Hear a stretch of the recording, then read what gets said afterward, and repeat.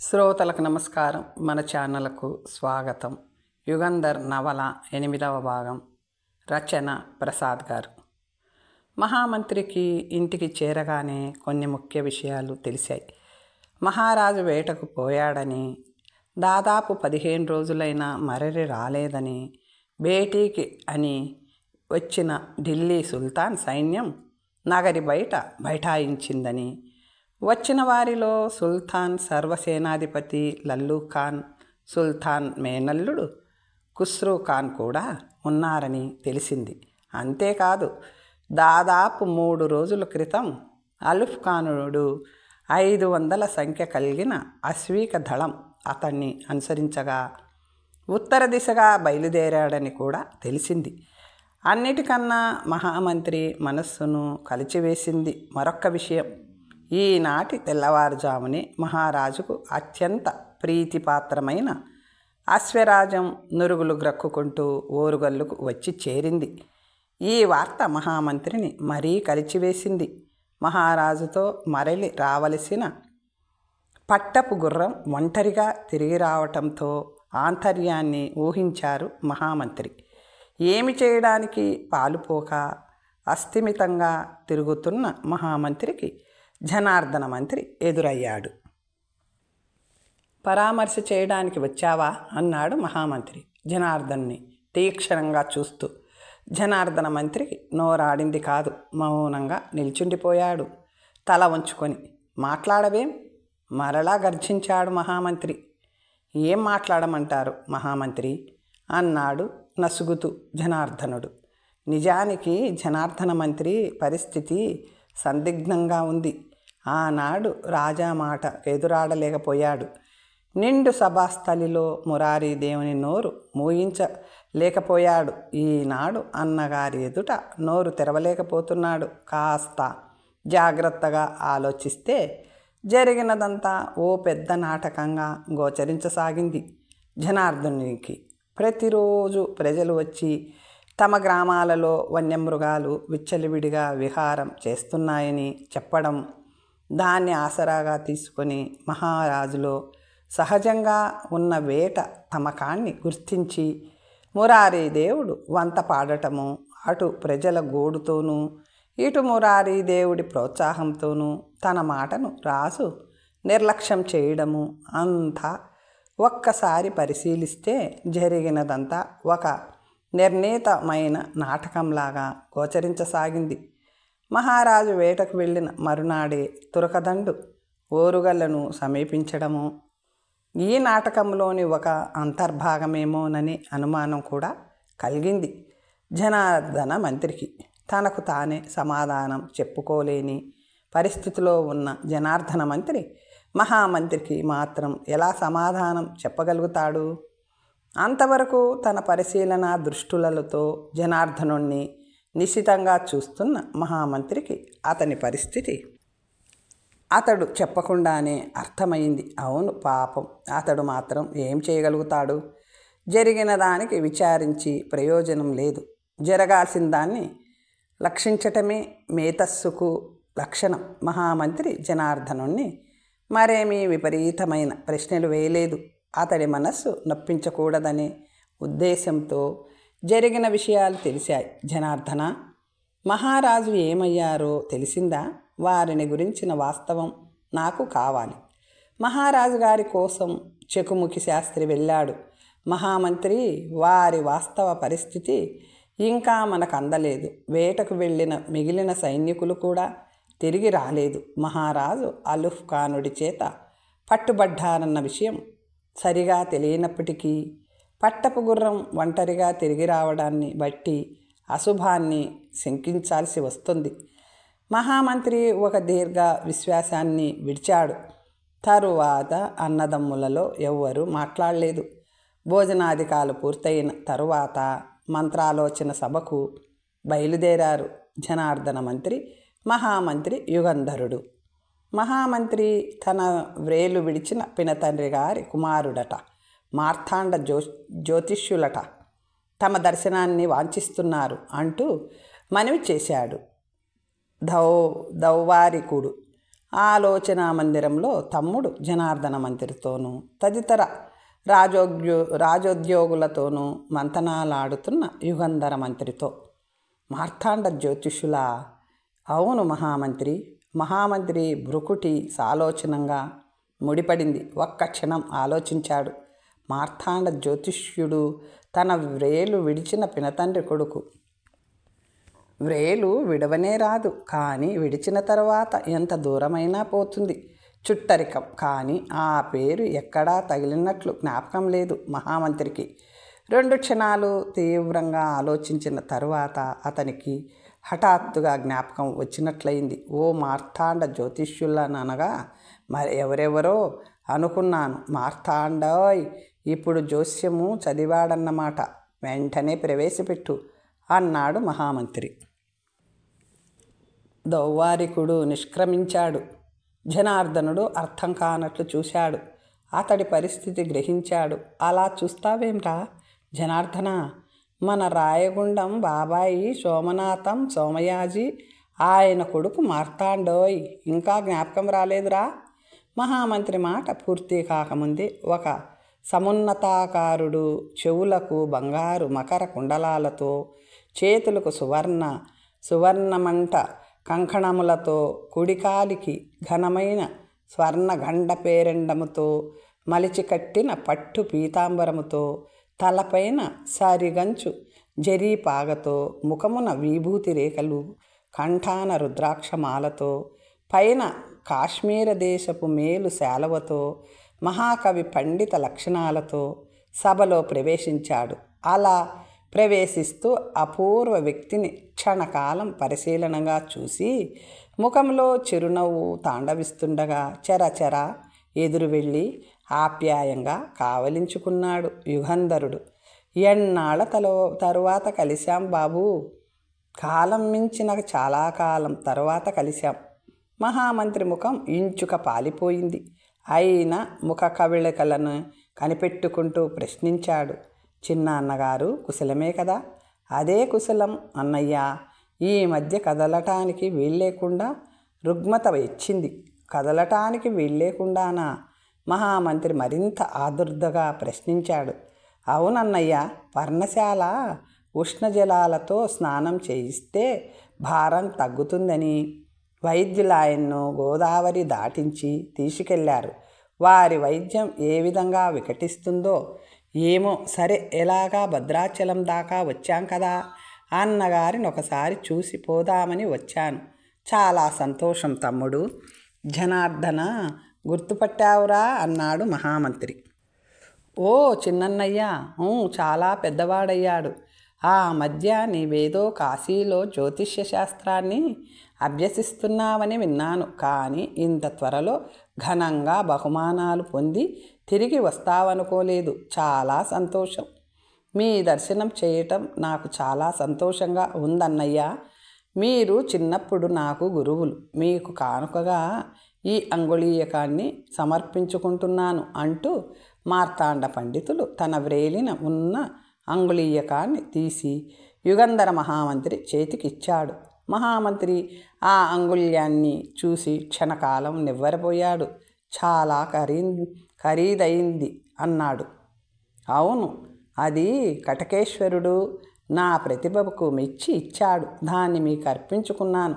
చాలా సంతోషం రా నాయనా, రా ఈ ఆసనం మీద అధిష్ఠించు అంటూ తమ్ముణ్ణి ఉచితాసనం మీద కూర్చొండజేసి మిగిలిన సభాసదులందరికీ తన తమ్ముణ్ణి మార్తాండ జ్యోతిష్య పండితుణ్ణి పరిచయం చేశాడు యుగంధర్.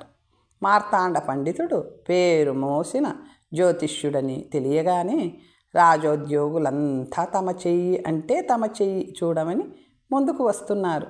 మార్తాండ పండితుడు ఒక్కొక్కరికి గురి తప్పకుండా నిదర్శనార్థం గతంలో ఒక సంఘటనను వివరించి భవిష్యత్తును గురించి చెబుతున్నాడు. ఒక్కొక్క చేతినే పరిశీలిస్తూ ఆయన చెప్పిన నిదర్శనాల కదిరిపోయి హడలిపోయి ఆయన పాండిత్య పటిష్టకు జేజేలర్పించసాగారు. తమ హస్తాలను వారికి చూపించుకున్న వాళ్ళు ఒక్క మాటలో చెప్పాలంటే సభ యావత్తు తమ సభా కార్యక్రమాన్ని మర్చిపోయి కొత్తగా వచ్చిన జ్యోతిర్విద్వాంసుని గొడవలో పడిపోయారు. మహామంత్రికి ఇవేమీ పట్టలేదు. గంభీరాలోచన నిమగ్నుడై భవిష్యత్తులోకి తన మేధస్సును ప్రయోగించి పరికిస్తున్నాడు. క్షణానికి తన చేతిలోని ఉంగరం వంక చూస్తున్నాడు. ఏం చెయ్యాలి? అదే అతని సమస్య. మహామంత్రి పరిశీలన దృష్టితో సభనంతా కలియజూశాడు. తన ఆందోళనను అర్థం చేసుకున్న వారైనా ఉంటారేమో అని. కానీ ఒక్క జనార్దన మంత్రి తప్ప మిగిలిన వాళ్ళంతా జ్యోతిష్యపు గొడవలోనే ఉండిపోయారు. జనార్దనుడు మాత్రం అన్నగారి మనసులోని మాట ఏమిటా అని తన మానస వీధిలో మంథనాలాడుతూ కనిపించాడు. మహామంత్రి ఒక్కసారి జ్యోతిష్యం చెబుతున్న తన తమ్ముడు మార్తాండ పండితుడి వైపు చూశాడు. దుర్గరక్షకుడు బుక్కరాయలు తన హస్తాన్ని చూపాడు. భవిష్య వర్తమాన గ్రహణకు కుతూమాలంతో మీ పేరు బుక్కరాయలు. అవును, బుక్కరాయలు. మీరీ దుర్గానికి అధ్యక్షులు. శక్తియుక్తులలోనూ పరాక్రమంలోనూ సాటిలేని మేటిగా అనేక పర్యాయాలు నిరూపించుకొని మహారాజు మన్ననకు పాత్రులయ్యారు. క్రిందటి సంవత్సరం జరిగిన యవన ఆంధ్ర సంగ్రామంలో మీరు చూపిన సాహసానికి మెచ్చి మహారాజు తమకి ఉన్నతోద్యోగాన్ని ప్రసాదించారు. బుక్కరాయలు ఆశ్చర్యంగా మార్తాండ పండితుడి వంక చూడసాగాడు.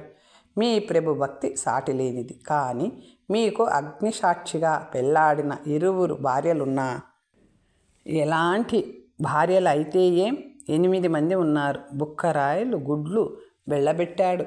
అయితే వీరు పురుషులు కాబట్టి ప్రతిరోజు 8 మందికి తమ ప్రేమను సమభాగాలుగా పంచటంతో ప్రథమాయంగా కాగానే 2వ కంటికి తెలియకుండా దుర్గరక్షణ బాధ్యతను విస్మరించి అష్టభార్య సందర్శనానికి బయలుదేరుతుంటారు అన్నాడు మార్తాండ పండితుడు. బుక్కరాయలకు గంగ వెర్రులెత్తింది. అందులోనూ నిండు సభలో, అందులోనూ మహామంత్రి యుగంధరుల వారి సమక్షంలో తన పరువు నిలువున ఎగిరిపోవటం సామాన్యమా? ఇంకా ఉపేక్షిస్తే ఇంకేం చెప్తాడా? పోని ఏమన్నా చేద్దామా అంటే, యుగంధరుల వారి సోదరుడు, మహానుభావ, మీరు సాక్షాత్ పరమదేవతా స్వరూపులు. నా తప్పు మన్నించి నా పరువు కాపాడండి అంటూ మార్తాండ పండితుడి సాష్టాంగ నమస్కారం చేసి యుగంధర మంత్రి కాళ్ళు పట్టుకున్నాడు బుక్కరాయలు. మహామంత్రి చిరునవ్వు ముఖాన గోచరించగా అతన్ని లేవనెత్తి, ఇక నుంచి అయినా ఇంద్రియ దౌర్బల్యానికి లోను కాక దుర్గరక్షణ కార్యక్రమాన్ని సక్రమంగా నిర్వహించమని ఆదేశించాడు. ఆ తరువాత తన హస్తాన్ని అందించాడు. మార్తాండ పండితునికి కోశాధికారి హరిహర రాయల హస్తాన్ని చూడటంతోనే అదిరిపడ్డాడు మార్తాండ పండితుడు. అతడి హస్తాన్ని పరిశీలిస్తున్న కొద్దీ మార్తాండ దేవుడి బ్రుకుటి ముడిపడసాగింది. ఆలోచన తీవ్రం కాసాగింది. పరస్పర విరోధమైన 2 రేఖలు అతడి హస్తంలో ఉండటం అందుకు కారణం. అతడిలో రాజభక్తి విపరీతంగా ఉంది. అచంచలమైన ఆర్షధర్మ రక్షణా దీక్ష గోచరిస్తోంది. ద్రోహ చింత మచ్చుకైనా కానరాదు. అయితే అతనిది సామాన్య జాతకం కాదు.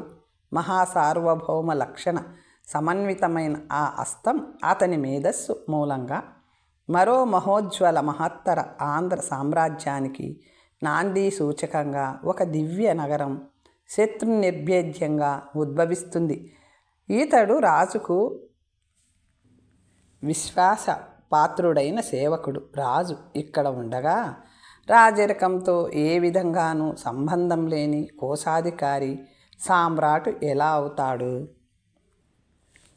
రాజుకి ఇతడు ఏమైనా కీడు చేస్తాడేమో అని అనుకుందామంటే అతడి విశ్వాసం అచంచలమైంది. ఈ పరస్పర విరుద్ధాలైన 2 విషయాలను అతకలేక మార్తాండ పండితుడు అవస్థ పడుతున్నాడు. ఎలా ఉంది నా భవిష్యత్తు స్వామి? ఏమన్నారు ప్రభు? ఆ హస్తాన్ని చూస్తున్న మార్తాండ పండితుడు అప్రయత్నంగా అన్నాడు. ఆ మాటకు కోశాధికారే కాక మిగిలిన వారందరూ అదిరిపడ్డారు. మార్తాండు తన పొరపాటును గ్రహించాడు. మీ పేరేమిటన్నారు అన్నాడు మార్తాండ పండితుడు. హరి. సగం చాలు. హరి తరువాత హరుడు.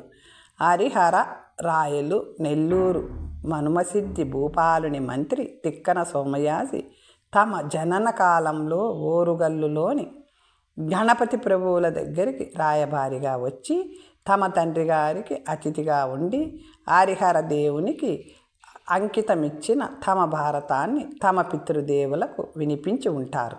అందువల్ల మీ నాన్నగారు మీకు ఆ పేరు పెట్టారు. మీకు 40 సంవత్సరాలు కదూ. హరిహరుడికి నోట మాట రాలేదు. జ్యోతిర్విద్య ద్వారా ఇన్ని వివరాలు సేకరించవచ్చా అనే అనుమానం వేసింది. ఇన్ని వివరాలు జ్యోతిష్యం ద్వారా సేకరించవచ్చా అని అనుమానిస్తున్నారు కదూ. జ్యోతిష్యానికి కొద్దిగా హేతువాదాన్ని జోడిస్తే వాస్తవానికి అతి సన్నిహితంగా దృష్టి సారించవచ్చు. హరిహరుడు మరేమీ మాట్లాడలేదు. దివ్యమైన తమ దక్షిణ హస్తం ఒక మహత్తర ఆంధ్ర సామ్రాజ్యానికి శంకుస్థాపన చేస్తుంది. హరిహరుడికి అధికమైన ఆశ్చర్యం వేసింది. ఆ ఆశ్చర్యం ఆనందంగా మారి మరుక్షణంలో భయంకరంగా మారింది. వద్దు స్వామి, నన్ను ప్రభువు సేవకుడిగానే రాజభక్తుడిగానే బతకనివ్వండి. నేను సామ్రాజ్య స్రష్టను కావాలని కోరుకోవటం లేదు. ఒకవేళ అదే తప్పనిసరిగా జరుగుతుందని మీ జ్యోతిష్య శాస్త్రం నిర్దేశిస్తే ఈ క్షణాన్ని నా శిరస్సును తమ ఖడ్గధార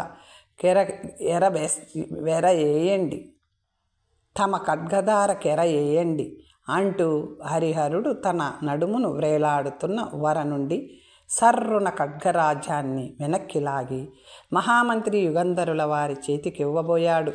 మహామంత్రి నిశ్చేష్టుడయ్యాడు. ఇంతటి ప్రభుభక్తి పరాయణుడు రాజద్రోహం చేస్తాడని విశ్వసించటానికి నిరాకరించింది. అతని హృదయం కానున్నది కాక మానదు.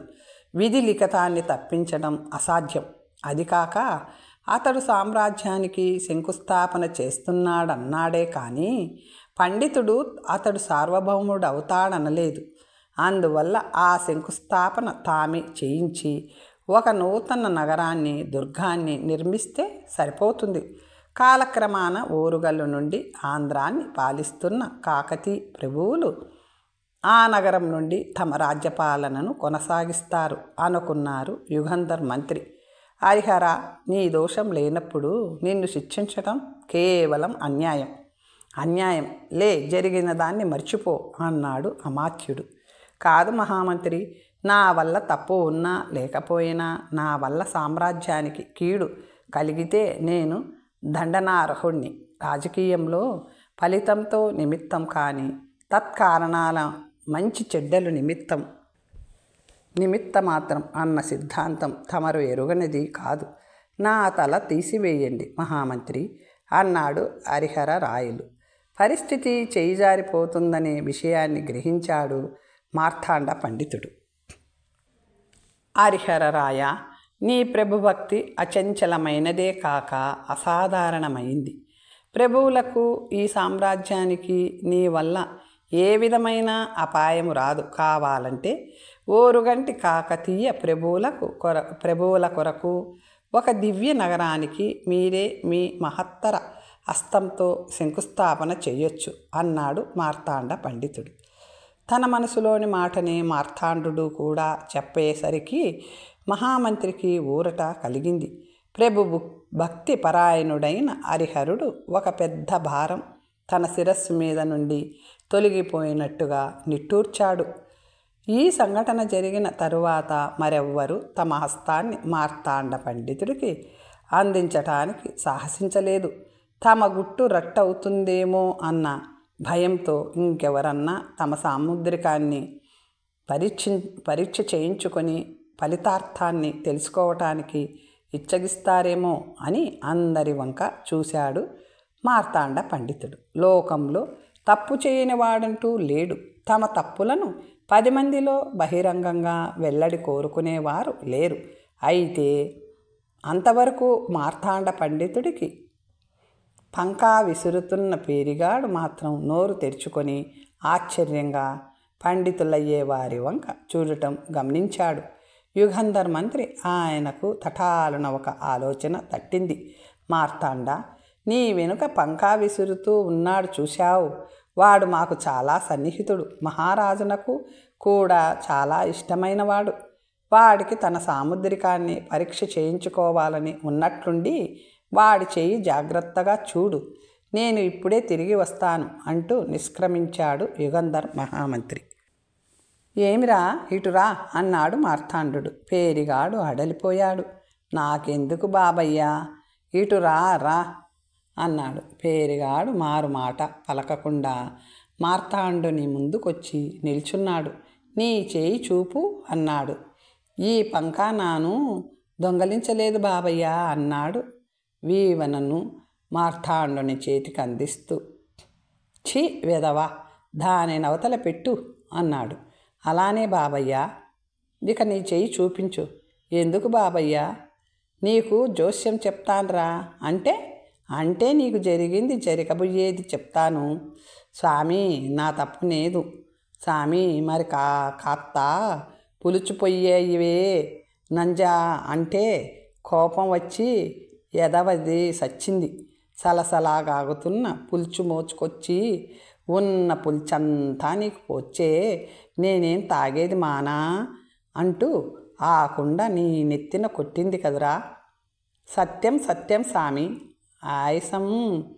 ఆయాసమం మీకెలా ఐశ్వర్యం మీకెలా తెలిసింది స్వామి? దాని మీద నీవు దాన్ని చెయ్యి చేసుకున్నావు కదూ.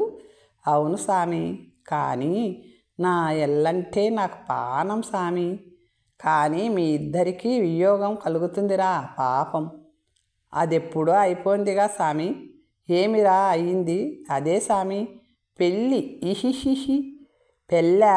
ఓరి దద్దమ్మ, వియోగం అంటే వివాహం అనుకున్నావురా? అదే స్వామి, మా మావ బతికుండగానే మా హెల్త్కి నాకు లంకె పెట్టి వెళ్ళిపోయిండు కదా స్వామి. వియోగం అంటే ఎడబాటురా. నీ ఎల్లి ముఖం నువ్వు చూస్తే నువ్వు చచ్చిపోతావురా స్వామి. అట్లాంటి మాట చెప్పావేం స్వామి? నా ఎల్లిని చూడకుండానే ఎట్టా బతికేది స్వామి. అయ్యో దేవుడా, ఇదేం కర్మరా బాబు అంటూ గోలు గోలును ఏడవసాగాడు పేరిగాడు. ఒరే గోర చెయ్యక ఇటు చూడు, నీకు గండం తీరే ఏర్పాటు చేస్తాను. సరే స్వామి, సరే, నీ పేరు చెప్పుకొని బతుకుతా.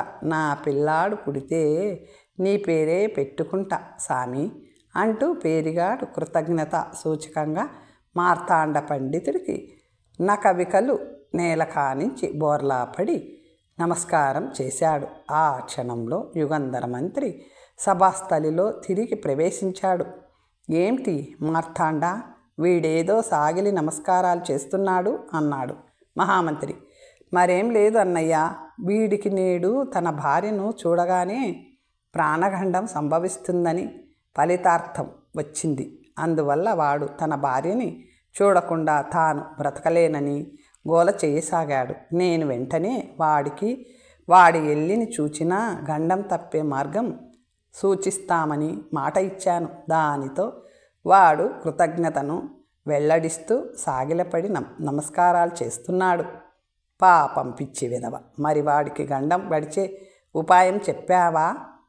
ఆహా, ఇంకా లేదు. జాతకంలో కనిపిస్తున్న దాన్ని బట్టి వీడికి ఎల్లి ముఖం చూడగానే మరణం తథ్యం. అయితే ఎల్లి ముఖం చూడకముందే వీడు చచ్చి బతికితే ఆ దోషం నివారణ అయిపోతుంది. సచ్చినోడు బతుకుతాడా స్వామి? అన్నగారి గ్రుద్దు తిని బతికినవాడు లేడు. అదృష్టవశాత్తు నువ్వు బ్రతికావో చచ్చి బతికినట్లే. ఎట్టెట్టా? యుగంధరయ్య గారి చేతి గుద్దు తిని బతకడమే? అమ్మ నాయునోయ్ అంటూ భీతి నయనాలతో చూడసాగాడు పేరిగాడు. వాడి అవస్థ చూసి మహామంత్రి నవ్వుతూ, ఒరేయ్, మరేం పర్వాలేదు, నిన్ను చావకుండానే ఒక గ్రుద్దు గుద్దుతాను, రారా అన్నాడు. పేరిగాడు బెరుకుగా మహామంత్రి దగ్గరకు వచ్చి, ఈ కట్టె మీది సామి, కాలటానికి కాట్లోకి వెళ్ళకుండా గండం గడిచేంత పెద్ద గుద్దు సామి దాసుణ్ణి అంటూ వీపు వంచి నుంచున్నాడు. మహామంత్రి అతి తేలికగా వాడి వీపు మీద చరిచాడు.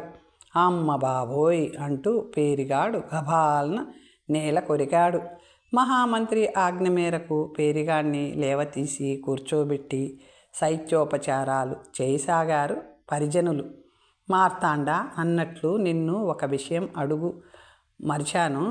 వేటకెళ్ళిన మహారాజు మరలి రాకుండటం మాకు కొంత ఆందోళనకరంగా ఉంది. మహారాజులు క్షేమమేనంటావా అని అడిగాడు యుగంధర మహామంత్రి. మార్తాండుడు ఒక్క క్షణం ఆలోచించాడు. మహారాజు దగ్గర నుండి వర్తమానం కొద్దీ క్షణాలలోనే వస్తుంది. మహారాజు విషయంలో ఆందోళన అనవసరం అన్నాడు. మార్తాండుని మాటలు మిగయక ముందే ప్రతిహారి ప్రవేశించి మహామంత్రికి జయం పలికి ప్రతాపరుద్ర చక్రవర్తి దగ్గర నుండి వార్తాహరుడు వచ్చాడని వార్త చెప్పాడు. మహామంత్రి వార్తాహరుణ్ణి తక్షణం ప్రవేశపెట్టాడు. జయము జయము మహామంత్రికి అంటూ ప్రవేశించిన వార్తాహరుడు మహారాజు ముద్రికాంకితమైన కమ్మని మహామంత్రికి అందించాడు. ఆ కమ్మను జనార్దన మంత్రికి ఇచ్చాడు. చదివి వినిపించమని మహామంత్రి జనార్దన మంత్రి కమ్మను కళ్ళకద్దుకొని ఈ విధంగా చదివాడు. ఆంధ్ర సార్వభౌముడు ప్రతాపరుద్ర చక్రవర్తి తమ అమాత్యుడు జనార్దన మంత్రికి ఇందు మూలంగా తెలియజేయునది. ఆర్య, దురదృష్టవశాత్తు తగిలిన వేట గాయములచే చాలా అస్వస్థులుగా ఉన్నాము. మేము హనుమకొండలోని మా పితామహుల గృహమున విడిసియున్నాము. మా అశ్వము ఈసరికి నగరమునకు చేరియుండును. తాము ఏ విధమైన ఆందోళన కూడా పడనవసరం లేదు. నేను తిరిగి నగరిలో ప్రవేశించుటకు కావలసిన ఏర్పాట్లు చేయించుకోరుచున్నాము. ఇట్లు శ్రీ శ్రీ శ్రీ శ్రీ శ్రీ ప్రతాపరుద్ర చక్రవర్తి. జనార్దనుడు చదవటం ముగించాడు. అక్కడ సమావేశమైన రాజోద్యోగులలో మహారాజు తిరిగి వచ్చినందుకు ఆనందము, వేటలో గాయాలు తగిలినందుకు ఆందోళన గోచరించసాగాయి. మహామంత్రి వెంటనే బుక్కరాయలను పిలిచి మహారాజును కొంతకాలం విశ్రాంతి అవసరమని, అందువల్ల మరునాడు మహారాజును తిరిగి రాజాంతఃపురానికి చేర్చటానికి మేనా సిద్ధం చేయించమని ఆదేశించాడు. ఆ తరువాత ఆనాటికి సమావేశాన్ని నిలుపు చేశాడు యుగంధర మహామంత్రి. మహారాజు ఆగమనానికి సంతోష సూచకంగా సభికులందరూ సంతోష తరంగులై ఒక్కొక్కరుగా వెళ్ళిపోయారు. ఆలోచన మందిరం నుంచి ఇక అక్కడ మిగిలింది యుగంధర మహామంత్రి, జనార్దన మంత్రి, మార్తాండ పండితుడు. మహామంత్రి ప్రసాదించిన పిడిగుద్దు బాధ నుండి అప్పుడప్పుడే తేరుకుంటున్న పేరిగాడు, మహాప్రభు, ఇక నాను సచ్చి బతికినట్టేగా. ఇక నాను నా ఎల్లి ముఖం చూడొచ్చుగా. ఓ, ఇక నాను గండం గడిచి బయటపడ్డట్టేగా ప్రభు. ఆ గండం గడిచింది, ఇక నీకు యోగం పట్టాలిరా. యోగమేంది సామి? యోగమంటే భోగమురా. భోగంది నాకెందుకు సామి? లచ్చనమైన ఎల్లి ఉంటే భోగం ఎందుకు నాకు? ఈ విషయం ఎల్లికి తెలిస్తే కొట్టుది. భోగం అంటే భోగంది కాదురా, రాజభోగం అంటే రాజయోగం, అంటే రాజవుతావన్నమాట. నేనేం రాజును పోసామి, మా అయితే సాకల రాజునవుతా. కానీ వైభోగం యాడ నుంచి వచ్చాది సామి? వస్తుంది. ఇటు సూర్యుడు అటు ఉదయించిన నీ ఎల్లి ధవళ వస్త్ర కిరీట ధారణ చేసిన మా జోస్యం మాత్రం నిజమై తీరుతుంది. ఇందులో అనుమానం ఆవగింజంతైనా లేదు. నా ఎల్లి కిరీటం పెట్టుకుంటుందా సామి?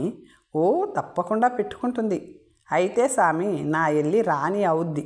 ఆహా, ఎల్లి రాణిగోరైతే మరి నానేమవుతాను సామి? నీవు రాజు అవుతావురా. ఒసిడియమ్మ సిగతరగా రాజే, మా రాజే అవును మహారాజే అవుతావురా, మమ్మేలుతావురా సామి, సత్యంగా చెప్పు సామి. సత్యమేరా, పోనీ యుగంధరుల వారిని అడుగు. ఏం దొరా, ఈ సామికి నానంటే మరీ ఎగతాళి అయిపోయిద్ది దొర. సాకిలి నాయలతో సరదాలేంటి దొరా? సరదా కాదురా, నీవు రాజు కావటం తథ్యం, కానీ జనార్దన మంత్రి చెప్పినట్టు నడవాలి. ఏమాత్రం ఎదురు తిరిగినా జ్ఞాపకం ఉందిగా, ఇందాకటి మణుగురాయి గుద్దు అన్నాడు యుగంధర మంత్రి. అట్టానే దొరా, భోగం పట్టాలే కానీ అట్టానే ఇనుకుంటా. అయితే సరే, ఇక ఇయాల్టికెళ్ళి ఎల్లితో క్షేమంగా సరదాగా గడిపి రేపు ప్రాతకాలానికి ముందుగానే మా ఇంటికి రావాలి సుమా అన్నాడు యుగంధర మంత్రి. అట్టానే దొర, సోకు చేసుకొని మరీ వత్తాగా. అయితే నా ఎల్లిని కూడా సుక్కరమ్మంటారా? ఎల్లిని తప్పు, నీవు ఒంటరిగా రాకపోతే వైభోగం పట్టనంటుందిరా. అట్టయితే సరే, మరి పోయిరా. సాకలి పేరడు సోదరత్రయానికి వంగి ప్రత్యేకంగా నమస్కారాలు పెట్టి నిష్క్రమించాడు. విద్యానాథ, నీ చాకచక్యానికి సంతోషం అన్నాడు యుగంధరుడు మార్తాండుని చూసి. కానీ నా చాకచక్యంతో మహారాజును మాత్రం రక్షించలేకపోయాను. వారి ముద్రికను మాత్రం ఒక ఉత్తర హిందుస్థానీ నా చేతికి అందించింది. కానీ ప్రభువు పోయిన దిక్కును ఆమె చూపడం వల్ల సకాలంలో గోదావరి దాటకముందు ప్రభువులను రక్షించడం పడలేదు అంటూ జరిగిన కథను సూక్ష్మంగా వివరించాడు విద్యానాథుడు యుగంధర మంత్రితో. తర్వాత కథ వచ్చే భాగంలో తెలుసుకుందాం. ఓం స్వస్తి.